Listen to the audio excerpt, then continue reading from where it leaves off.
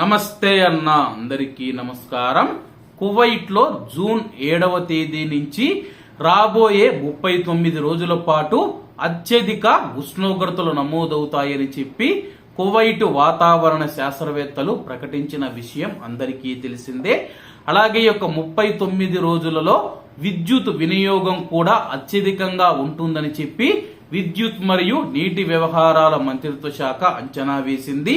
ఇందులో భాగంగానే కువైట్ లో ఉన్న ప్రజలకు విద్యుత్ శాఖ మంత్రి విద్యుత్ మరియు నీటి వినియోగం గురించి ఆయన తెలపడం జరిగింది.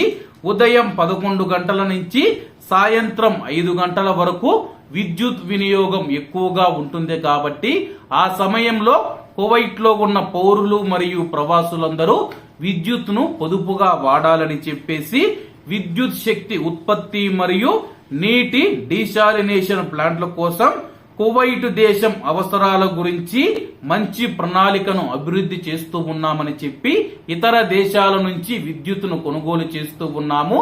అలాగే కువైట్ లో ఉన్న ప్రజలకు ఎవరికి నీటి ఇబ్బంది కూడా రాకుండా డీశాలినేషన్ ప్లాంట్లు ఏవైతే ఉన్నాయో వాటిలో కూడా ఉత్పత్తిని పెంచుతూ ఉన్నట్లు ఆయన వెల్లడించారు.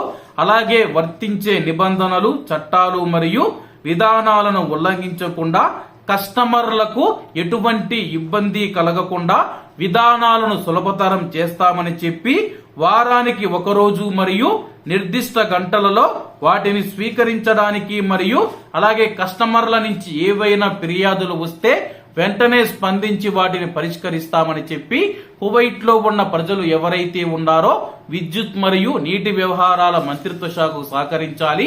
ఉదయం 11 గంటల నుంచి సాయంత్రం 5 గంటల మధ్య విద్యుత్ ను పొదుపుగా వాడాలని చెప్పి అధికారులు తెలుపుతూ ఉన్నారు.